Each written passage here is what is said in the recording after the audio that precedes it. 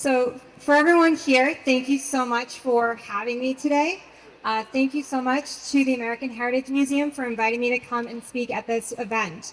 Um, Before we get started though, I just want to take a moment to recognize all the women veterans who are here today and who have served.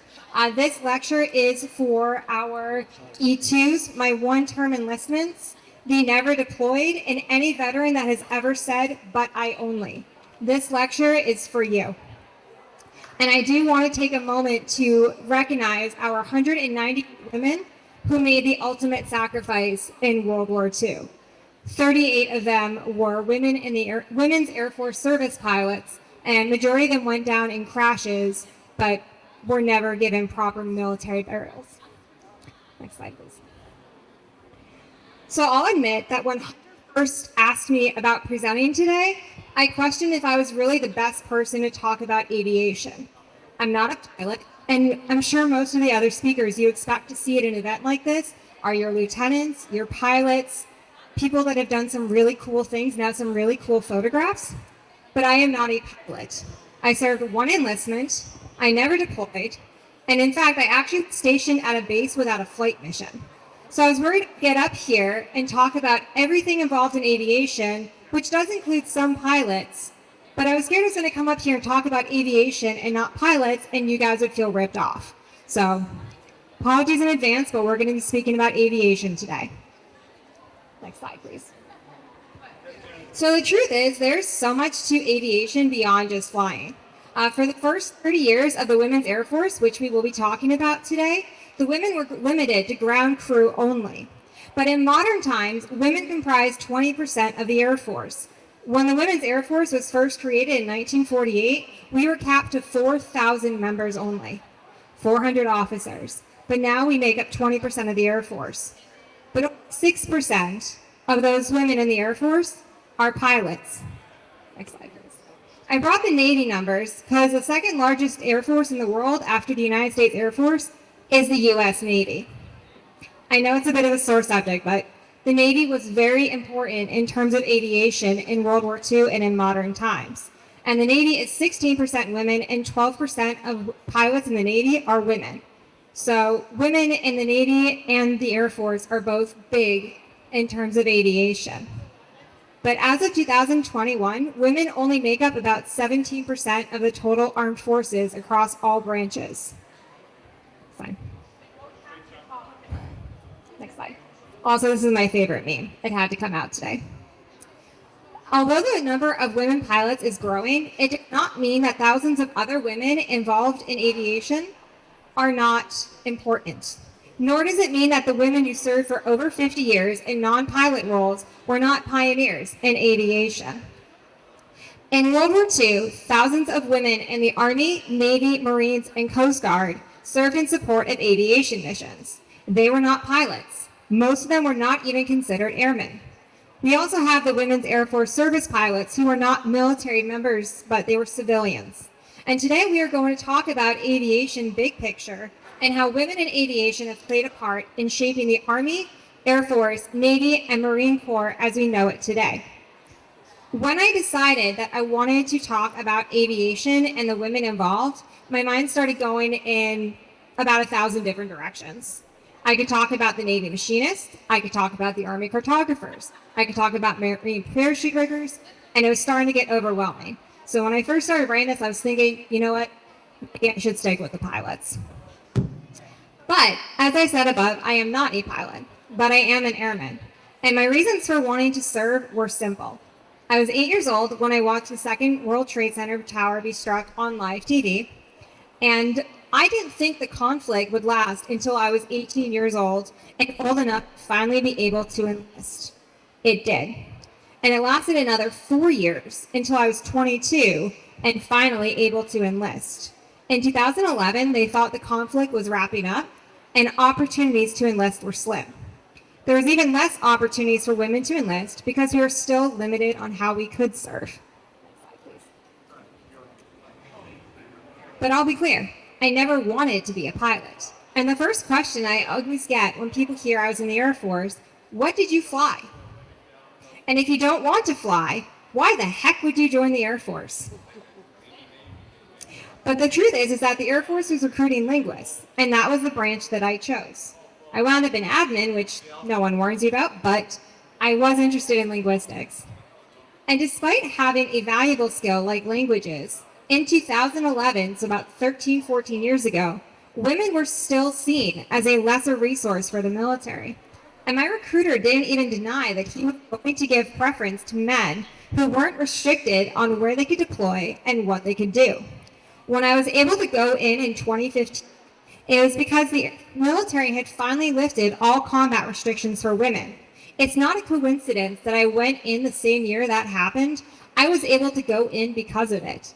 And these are some of the things that were happening the year that I went into the military. So we have a couple of these headlines about things that women were achieving in the military.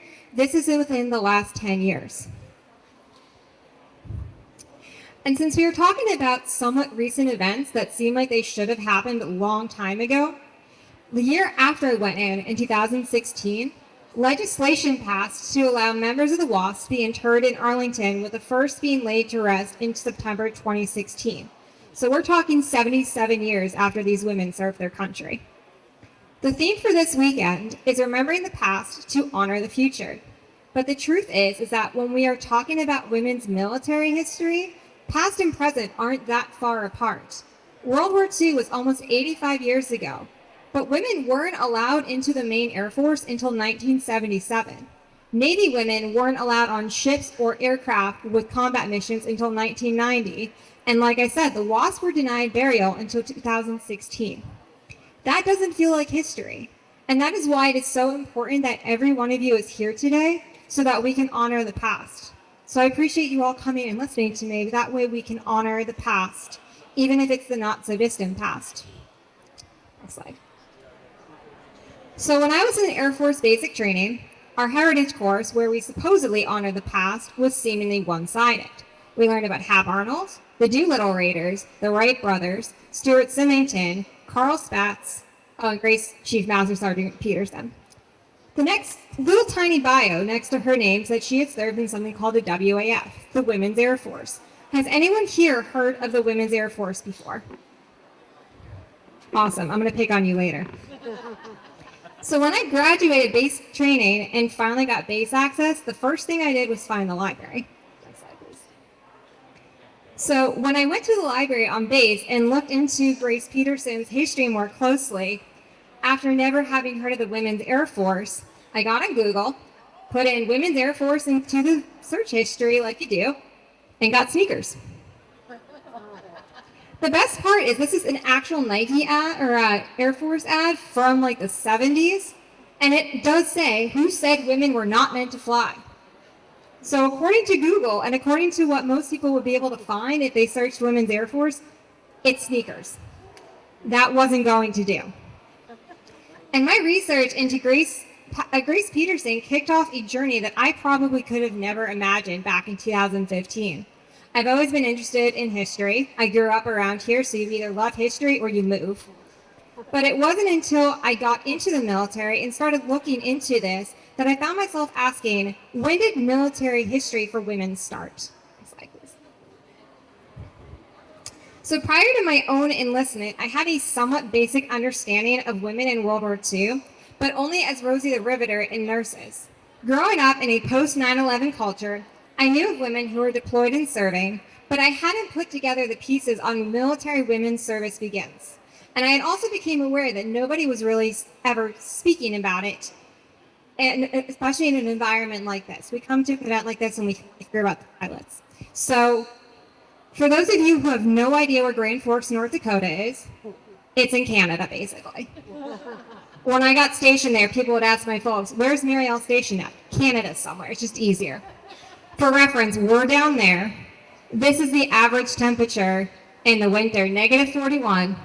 That's my uniform. We used to wake up and the commander would be like, all right, guys, marshmallow day. I still have that coat. It's fantastic. But what that meant is that when the sun doesn't come up until about noon and then lasts for an hour and you're snowed in, you get to do a lot of reading. It was that or get into weightlifting, and I don't do that. Not my thing. But it wasn't until I got out of the military and moved to Colorado in January 2018 that I truly grasped how much women's military history is hidden. And I discovered a big piece of that when I transitioned from being active duty to being a veteran myself. I learned that women World War II veterans were discouraged from talking about their war work for a long time because it was socially unacceptable. The women were encouraged to come home, put away the uniform, focus on the future. Your next duty, thanks for all you've done, but thank you. Go get back in the kitchen and help the men adjust to life. They're coming back war veterans. You're not, but they are.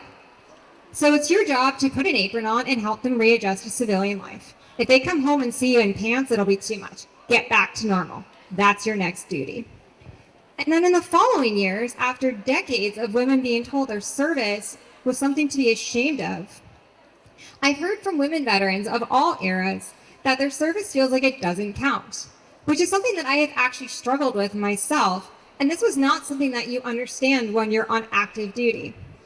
But being in Colorado and adjusting to life outside of the military, as a female veteran who had never deployed, did one term in the military, and was a admin clerk of all things, that's what launched me from researching these women into storytelling. Next slide, please. So I went to University of Colorado. Plot twist, by the way, I'm not an accredited historian. I actually have an architecture degree. But when I went to school at University of Colorado, there is a picture in the library, and that's it in the center there. I learned that the University of Colorado was home to the Navy Language School in World War II. Women who served in the Navy came to Boulder, Colorado to learn about Japanese. Although, to be fair, I would not expect the Navy in a landlocked state either.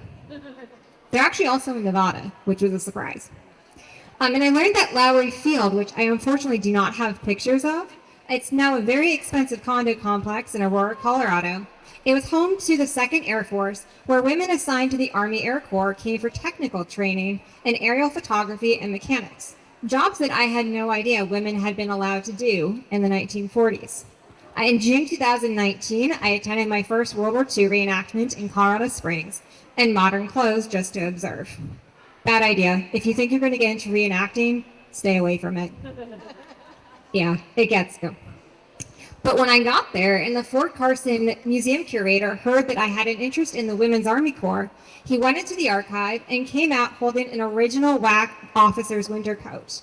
It had belonged to a WACS stationed at Camp Hale near Leadville, Colorado, which is actually not too far from the modern-day Air Force Academy. He offered it to me, and he said, "I will give this to you, but in exchange that I ask that you tell their stories." And that is that uniform there. I do call that the gateway uniform because it's been downhill from there. So he gave that to me and asked me to tell their stories. So let's talk about their stories. We are talking about military women in aviation, and I'm allowed about 45 minutes. So we're going to start in 1941, although women's military roles can be arguably traced back to the Revolutionary War. In May 1941, Massachusetts stateswoman Edith Nurse Rogers put forth a proposal for the creation of a women's army auxiliary. And that word auxiliary is going to be important. That summer, Jacqueline Cochran and Nancy Harkness Love both submitted their own proposals for the Army to develop a non-combat role for women pilots. The British had allowed women to serve alongside the military since 1938, and that was including aviation roles. The British had an organization called Air Transport Auxiliary. They were known as the Atta Girls. But in summer 1941, the war was not our problem, so the American women were all labeled paranoid and their proposals dismissed. And I bet in December 1941, I wish I could have been there when they all got to say, "I told you so." That must have been an awkward conversation. And like I said, we all know what happened December 7th, 1941. There was a female pilot, actually, who had been at Pearl Harbor when it was attacked. And I'm going to be using a lot of newspaper clippings because women's history was not really well photographed and documented. And we can actually trace a lot of their history through the society columns. So what they were doing, where they served, and what they wore, and what kind of lipstick they were wearing was very thoroughly documented in the social columns of the town. So we'll be using quite a few newspaper clippings today to discuss this history. Cornelia Ford had actually been in the air with a student when Japanese Zeros strafed the airfield. She survived Pearl Harbor and became the second woman to serve in the Women's Air Force Service Pilots, but she died in early 1943 in a mid-air collision. The military refused to pay her funeral expenses. And I'm starting with Cornelia because she is a great example of yet another woman in aviation whose history has been lost. And that is one of many histories that we will be discussing today. So after Pearl Harbor, there was no doubt that women were going to be needed in some capacity. As referenced earlier, women have been serving in military roles in England since 1938. World War II was happening in so many places all at once.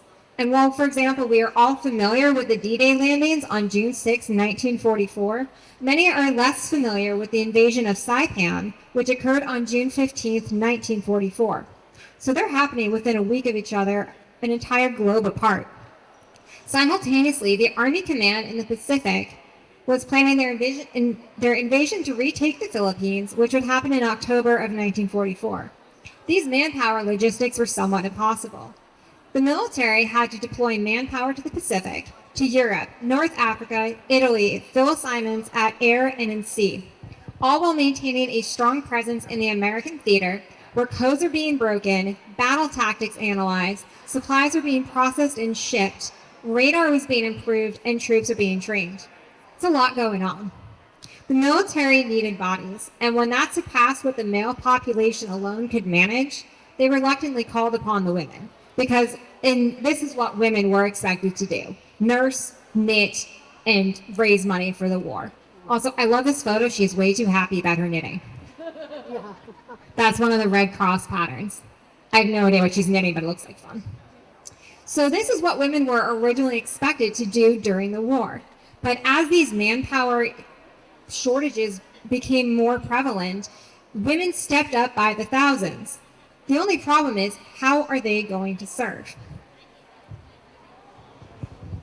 In May of 1942, Edith Nurse Rogers' legislation to create the Women's Army Auxiliary Corps passed. This allowed women to serve in the United States Army not as equals, but as auxiliary members. The first women in the WAC were only to serve with the Service of Supply, which thankfully was later named Service Forces. And the women were originally meant to serve in limited roles such as clerical, cooks, bakers, and drivers. Majority of them were assigned to Army air bases. In the first year, over 60,000 women joined the WAAC. The WAC were not subject to Army regulations or the Articles of War. They had no protection. They were also denied overseas pay and could not receive government life insurance. This was great at first, but by December 1942, they were going overseas to Algiers without overseas pay, government life insurance, and were not subject to Army regulations. That became a problem. And at the same time that the WAAC was being established, the Navy was having their own conversations about how to incorporate women. The Navy had learned their lessons from the development of the WAC and brought the women in as members of the Naval Reserve, but that didn't come easily. Secretary of the Navy, Frank Knox, proposed that women would serve in the Naval Reserve, but the Bureau of the Budget pushed back, saying that the women should model the WAC, where the women were serving adjacent to the Army, but not with benefits and military status. And after much political back and forth, and a little pressure from the president, and probably a reminder of what had happened in 1941 when they didn't listen to women, the bill to bring women into the Navy as equal members of the Naval Reserve passed in July 1942. They did rename. They were not the Navy Sailorettes for long. Next slide, please. So in September of 1942, we get to talk about what people affiliate with aviation in World War II, and that is the WASP program. But the WASP program was not originally called the WASPs. Originally, it was two programs. Nancy Harkness Love, if anyone's flown into Love Field in Dallas, it's named for her husband. I'm going to tell you it was named for her, but realistically it's named for him. But her husband worked for Colonel William Turner, who learned that Nancy Harkness Love was an incredibly talented pilot, and he asked her to oversee a women's aviation program with the intent of ferrying aircraft. Because at this point, they're realizing we're going to need men in combat, and we're not going to send the women to combat, but what can women do to free up other men to go fly in combat? And ferrying aircraft became one of those roles. Nancy Love drafted a plan that went up to General Hap Arnold, who, after being badgered by Eleanor Roosevelt, reluctantly directed Love on September 5th that immediate action be taken. Love started recruiting immediately, and this became the Women's Auxiliary Ferrying Squadron, which officially went into operation on September 10th, 1942. It was a civilian operation. They were provided quarters, but they had to pay for it. They paid for their own uniforms, and they were paid $250 a month, which, if it sounds low by modern standards, I promise it was low by 1940 standards too. Women who served in the WAF had to be between the ages of 21 and 35, be a high school graduate, hold a commercial flying license, 200 horsepower engine rating, 500 hours of flight time, and experience in cross-country flights. I'm guessing it won't come as a surprise if I tell you they never got more than 28 recruits. But the amount of work that they were tasked with was outpacing their ability to find qualified recruits. Also, actually, can we go back to that slide? So we're actually here today because of the Women in Aviation Boston chapter. I found this really cool headline. I didn't know this when I first started researching this. Nancy Harkness Love was a Bostonian. She's a local girl. And this is from a newspaper in Kentucky, but they made it very clear she's a Bostonian. So I thought that was interesting that was what they wanted to highlight, that she was from Boston. I'm not sure if it was a good thing, but... So the solution for finding women qualified to fly came from Jacqueline Cochran, which I'm guessing is a name more of you have heard of than Nancy Harkness Love. Jacqueline Cochran was an accomplished pilot. She broke several records throughout the 1920s and 1930s. In March 1942, at the direction of Hap Arnold, she had gone to England with a group of American female pilots to serve with the Atta Girls. Hap Arnold assured her no decisions regarding women pilots would be made until she returned from England. That lasted about 2 minutes. She was in England still when he had Nancy Harkness Love start her program. So Jacqueline Cochran comes back from England in September of 1942 and learns about Hap Arnold's broken promise. She finally got permission from Arnold to create the Women's Flying Training Detachment, and the first class reported to Houston in October 1942. This provided women with the training they needed for Love's program. By the time they moved to Sweetwater, Texas in December 1942, the now famous Avenger Field, the program was 30 weeks long, and the women got 200 hours of flight time. Women had to be between 21 and 35 and have 35 hours of flying time to qualify. Later, that changed to allow women who are as young as 18 or with as little as 15 hours of flight time to join. That's how urgently pilots were needed. But I want to pause for a second here and point out that we learn about Hap Arnold in Air Force basic training. We don't learn about the Women's Auxiliary Ferrying Squadron, the WFD, or any of the women who served in the Army Air Forces after 1943. When I've talked to women veterans of all eras, they tell me they are never taught about women like Nancy Harkness Love, Babette Kalpabby, or Mildred McAfee. Jacqueline Cochran has become pretty well known, although it was not for her role in the WACS at first. She was first known for breaking speed records, and in 1953, she broke the sound barrier. It was only in the last couple decades that her work with female pilots has come to light. And admittedly, her name has shadowed Nancy Harkness Love's at times. So my ask for you guys today is that you remember them both. By November of 1942, the same bill that had authorized the Women's Naval Reserve was used to bring women into service in the Coast Guard. The Coast Guard originally called this group Women's Reserve of the Coast Guard. It was shortened to WARCOGs. But by December of 1942, the first director, Captain Dorothy Stratton, had wisely recommended renaming the WARCOGs to SPARS. Supposedly recruiting went up after that. So in November 1942, the Marine Corps announced their intention to bring women into the Marine Corps Reserve.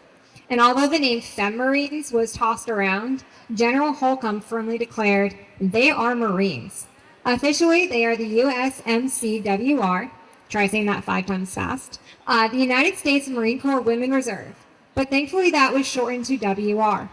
And while aviation might not be what comes to mind when one thinks of the Marine Corps in World War II, Aviation was a key part of the Pacific Theater strategy and heavily involved the Marines.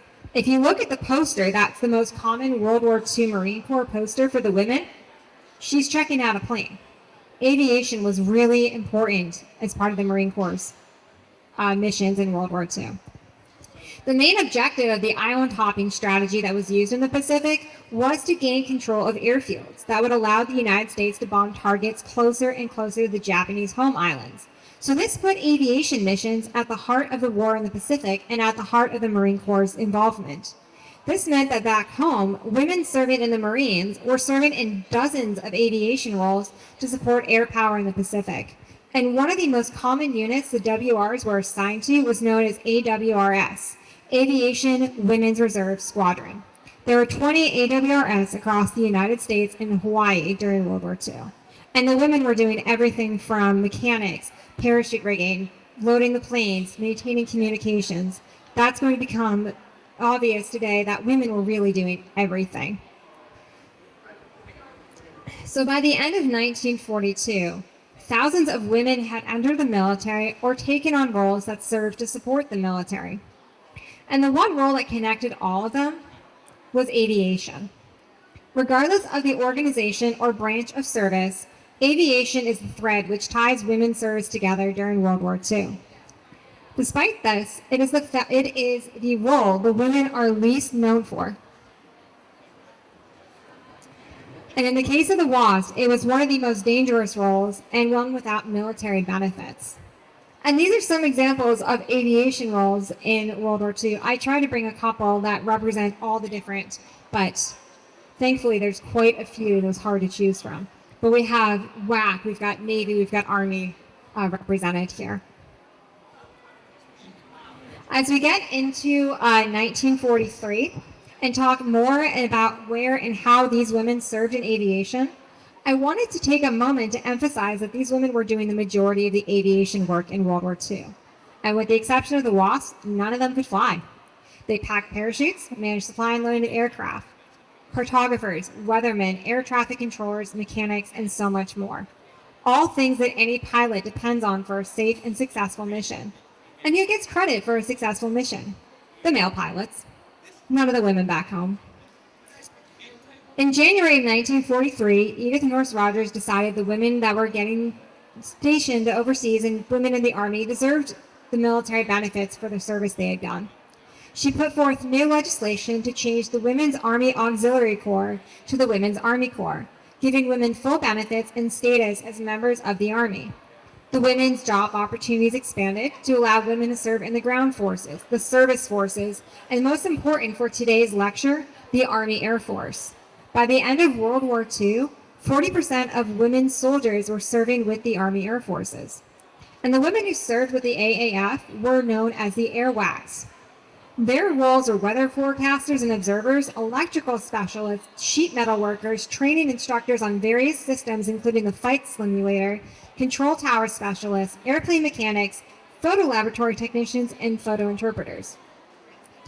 And notably, 7,000 Air WACs served overseas in all theaters of the war, and 3 WACs received the Air Medal for their service.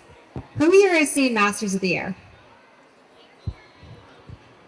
All right, well, let me tell you something you probably didn't know about that show. What's missing from it is the involvement of the Women's Army Corps in the 8th Air Force. By September 1944, over 2,000 WACs were serving with the 8th Air Force in England.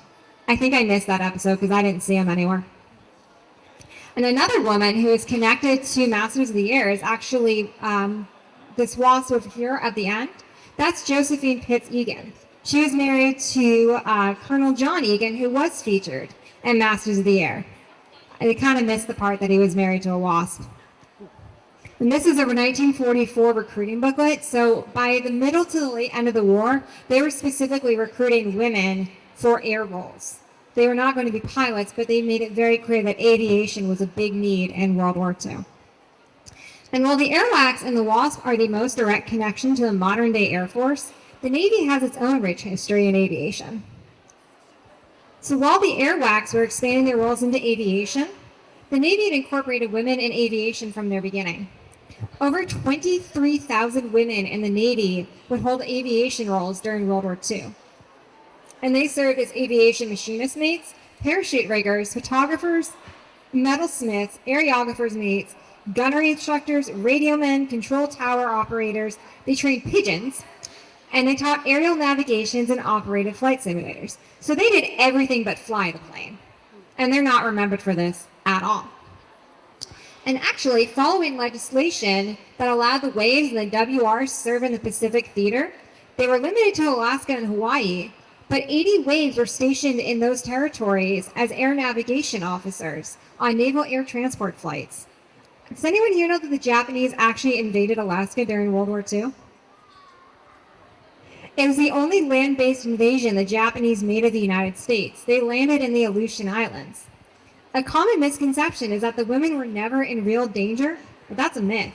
Women may have not served in combat roles, but they served in some pretty dangerous places, and they showed just as much zeal and bravery in the dangerous jobs they took up without hesitation.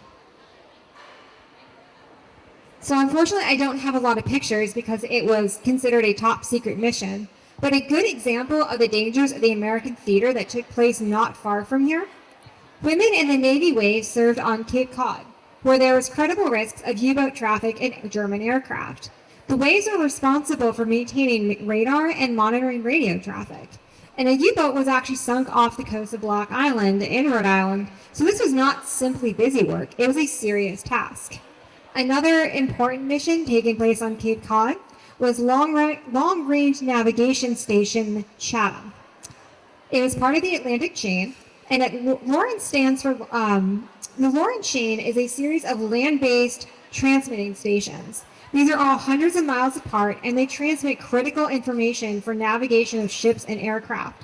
What's unique about the long-range navigation monitor station Chatham, I practiced that, I'm still stumbling. They could have given that a better name. But what's interesting about this one here on the Cape, it was run entirely by women in the Coast Guard.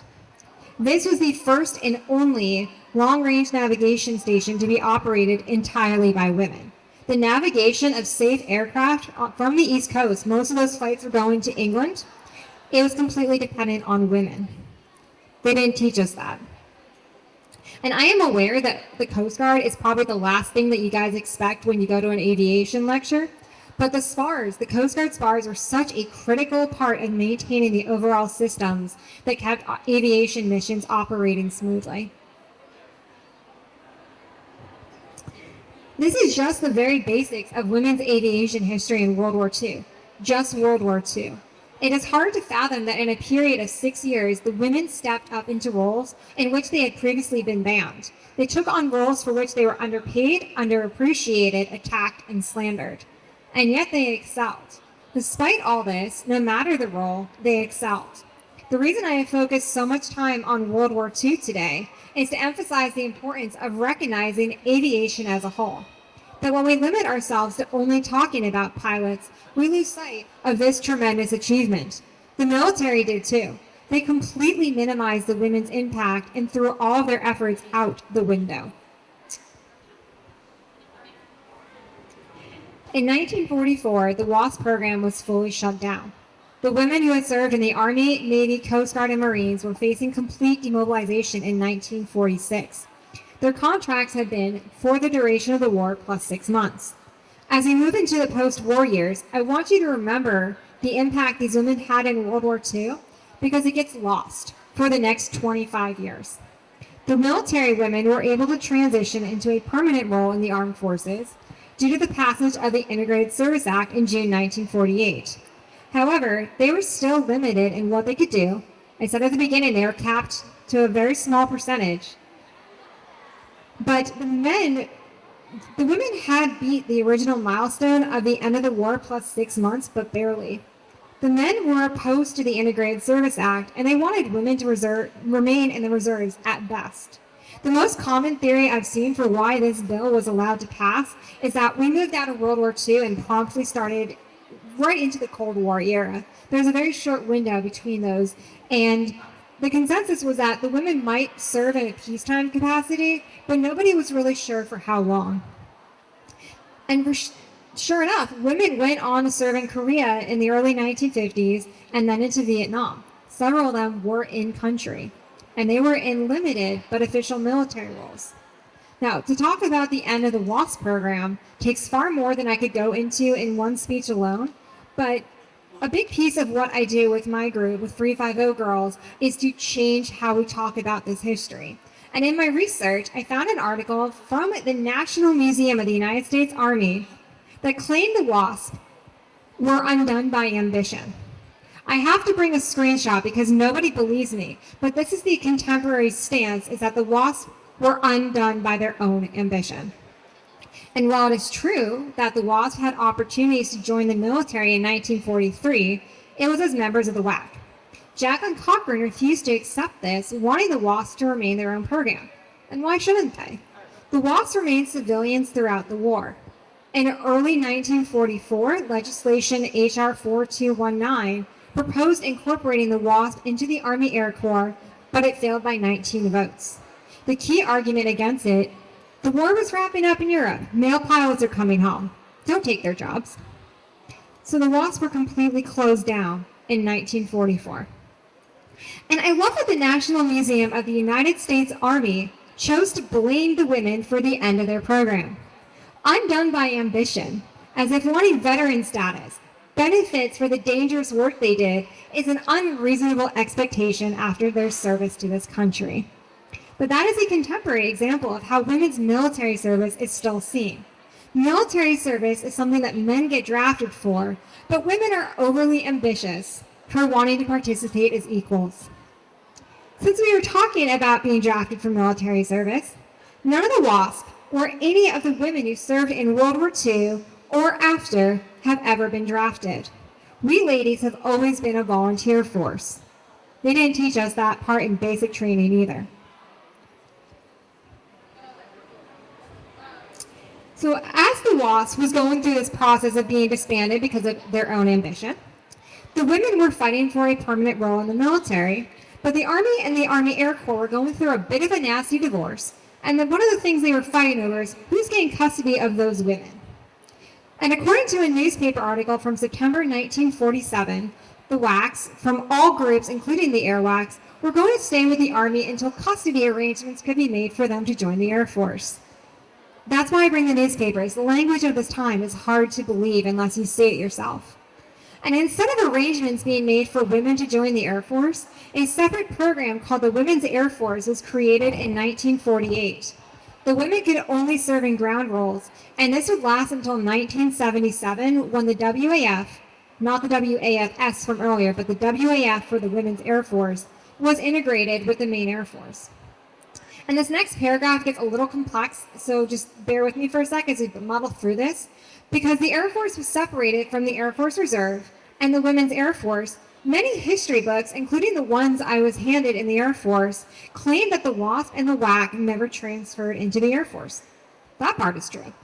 What is less known is that they did transfer into new roles in the Air Force Reserve and the Women's Air Force. When the Air Force formed in 1948, they created the Air Force Reserve, which included women. Nancy Love Harkness and Jacqueline Cochran both transferred to the Air Force Reserve. But like their wartime equivalency, the women pilots in the Air Force Reserve were considered federal civilian employees. Officially, none of the Air WACs made the transition into the Air Force in 1948, although approximately 2,000 enlisted women and 100 officers stayed in Army Air Force units. So while it is true, none of these women went into the Air Force, it does not mean that their service to this country was over. That is a big misconception, and that is how we are taught, but it is not true. So if the Air Force was looking for some names to include in our training manuals and heritage course, I'm going to recommend we start with Staff Sergeant Esther Blake. She was the first woman to join the Women's Air Force in 1948. She is a World War II veteran who enlisted in the WAC in 1944. We could learn about Geraldine Pratt-May, who was a WAC officer in World War II and went on to serve as the first director of the Women's Air Force. Both illustrate that the Air WACs did in fact continue to serve after World War II in new roles. Both should be included in the Air Force Heritage module. I also want to mention Major General Jean Holm. She was, according to the history books, the first woman to become a 1-star general in the Air Force and a 2-star general in any service branch. But what's interesting to me is that she's identified as being the first 1-star general in the Air Force.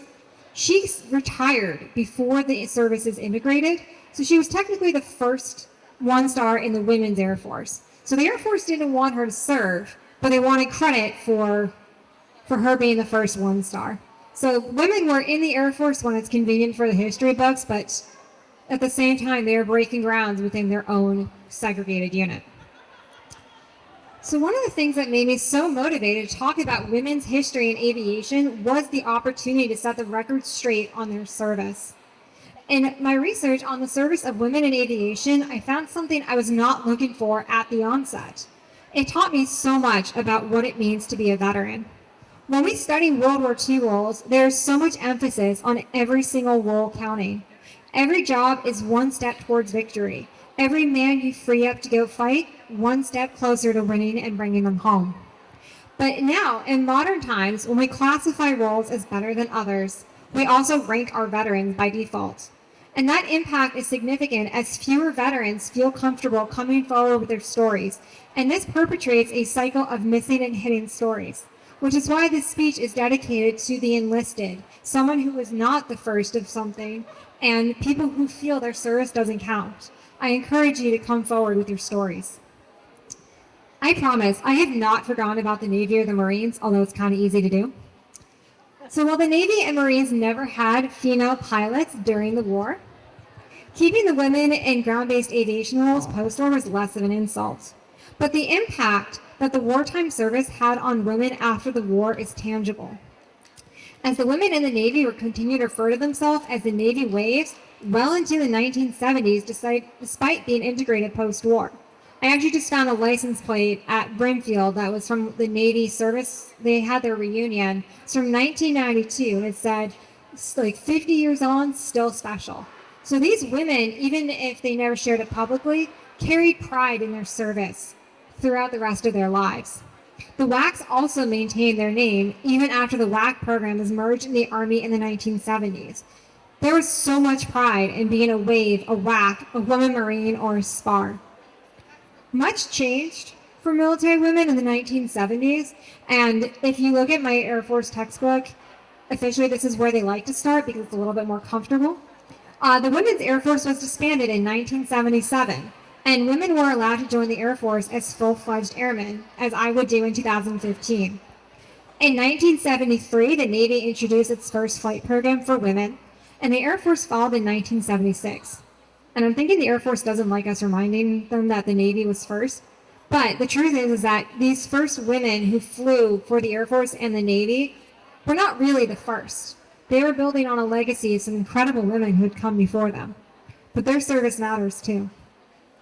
In 1977, around the time that flight programs are being introduced for the Navy and the Air Force, the WASP finally earned their hard-earned veteran benefits. So I guess they weren't overly ambitious after all.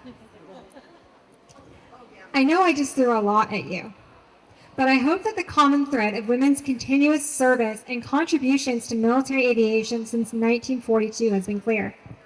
Over 80 years of service, countless remarkable women broke dozens of barriers that allowed this young woman from Concord, Massachusetts, to enlist and serve her country in 2015.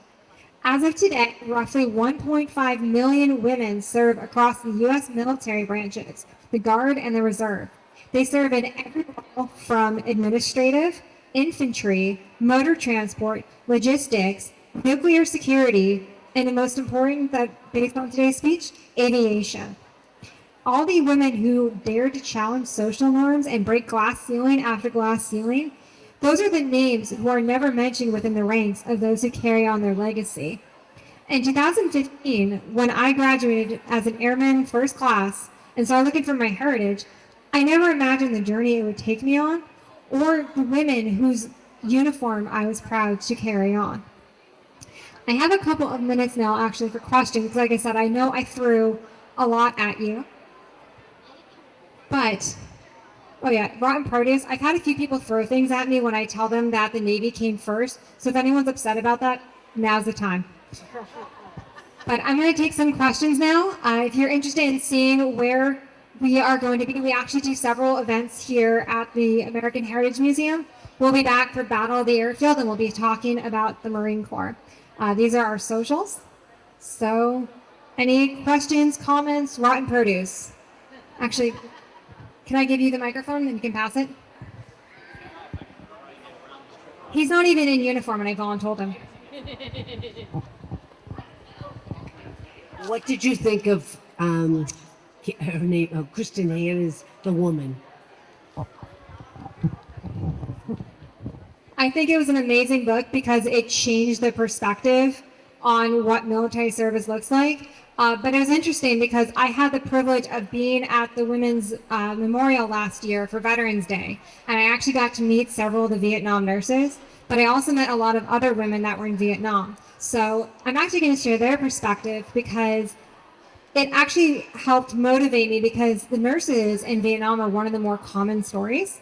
And while it's amazing that a book like hers is coming to light, it's also bringing other women out of the woodwork and saying, hey, I wasn't a nurse, but I was there.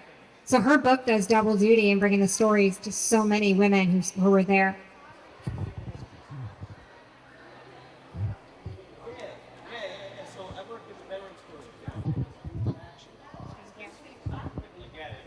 I just have to comment, thank you for your service. Okay, my husband served in our daughter served 4 years with the Army. Luckily, she never had to go into active duty or anything like that. But I have to say, we thought she was going to college, and when she did a 180 and decided to go military, she's our only girl. We were a little bit disappointed, tried to talk her out of it, but fast forward 4 years later, we couldn't have been prouder of the time that she served. And it wasn't easy, and we don't feel like she was always appreciated for her service by her fellow soldiers as well.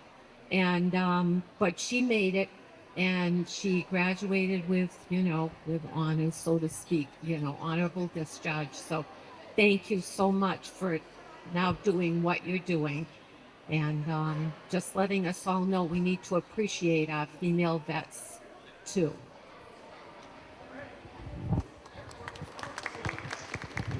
And actually, I'm going to say a thank you. I've got my parents and my grandmother here. And speaking of people being shocked, I called my dad first because I was terrified to tell my mom I joined the Air Force. And he laughed and said, I'm not telling her. You can tell your mom.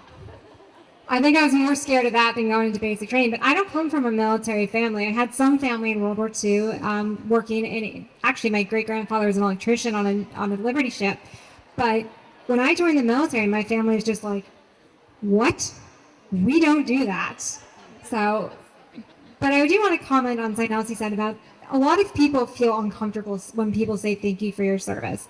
And something that I advise veterans to do is if you're uncomfortable with that, say either thank you for your support or say, because you're taking the acknowledgement for all the veterans who came before us. So when we are being thanked for our service, we are also representing all the veterans who came before.